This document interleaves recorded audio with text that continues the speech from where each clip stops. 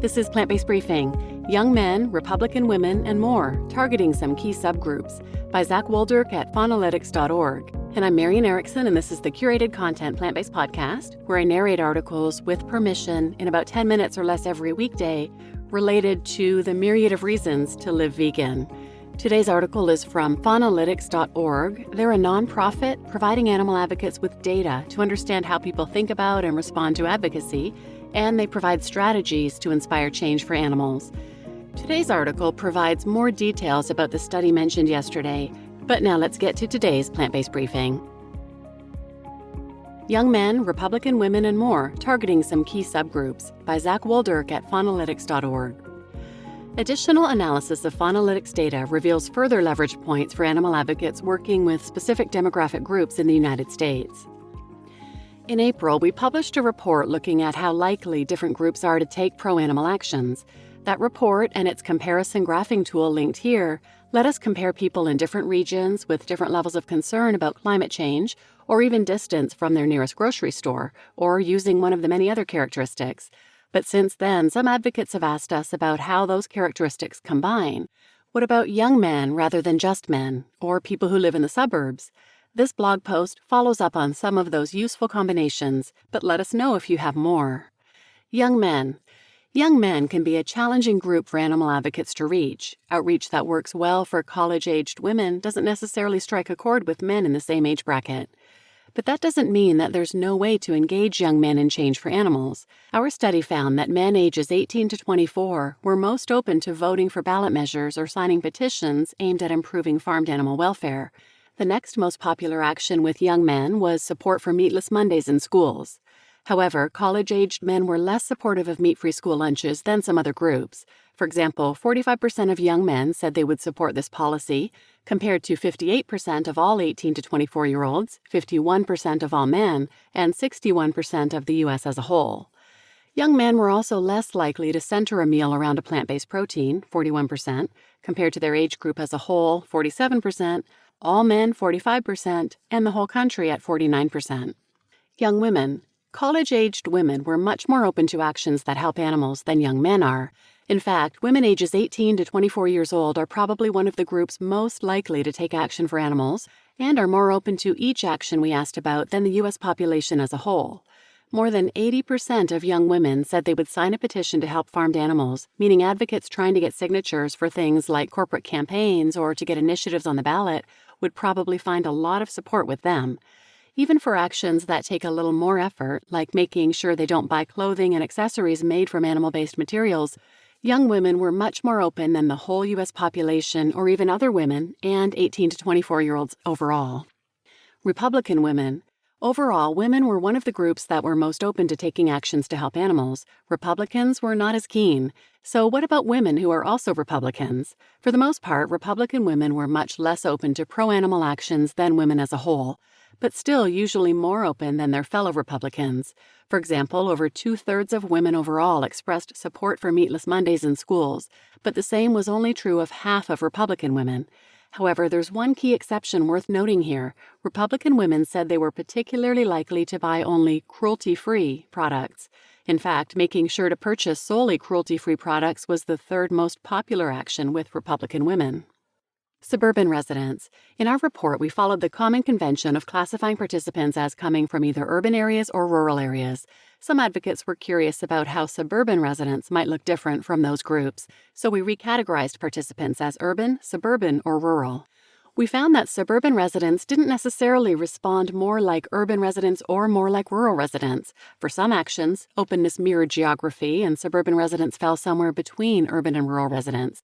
In other cases, like voting for a ballot measure designed to improve farmed animal welfare, suburban residents responded similarly to rural residents. There were also actions that suburban residents responded to more like urban residents, like voting for a political candidate based on their animal welfare positions. There were even multiple examples of suburban residents being more open to certain pro-animal actions, such as calling or writing a government representative about improving farm animal welfare, than either urban or rural residents. In other words, suburban residents are pretty distinct from both rural and urban residents and might require different approaches to outreach. Low-income Black families. In our initial report on this subject, we discuss what advocate Brenda Sanders has referred to as drive-by activism, advocacy that sees people from outside of a community briefly visiting in order to promote their beliefs without getting to know the community, its members, or their perspectives. These activists also fail to let members of the community lead outreach efforts. In the same article, Sanders explains that most of the tactics currently being used in mainstream animal rights activism would not be effective in low-income Black communities, and that the glaring disregard for low-income communities of color needs to be addressed. In light of these important points, the last two subgroups we look at for this post are Black and Hispanic or Latinx participants from households with under $25,000 in annual income. Even though Black participants with household incomes under $25,000 were less open to several actions than the U.S. public overall, for example, 64% of these participants were open to voting for a ballot measure aimed at improving conditions for farmed animals compared to 73% of the whole population, there are some major exceptions. Probably the most notable of these is how likely they said they were to cut some or all of the animal products out of their diets, almost twice as likely as the overall population. Nearly a third of Black participants with household incomes under $25,000 said they were likely to remove beef and pork from their diet in the next year.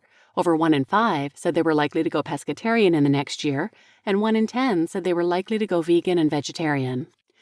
Low-income Hispanic or Latinx families. In many cases, Hispanic or Latina, Latinx participants with household incomes under $25,000 were more open to actions that help animals than the rest of the U.S.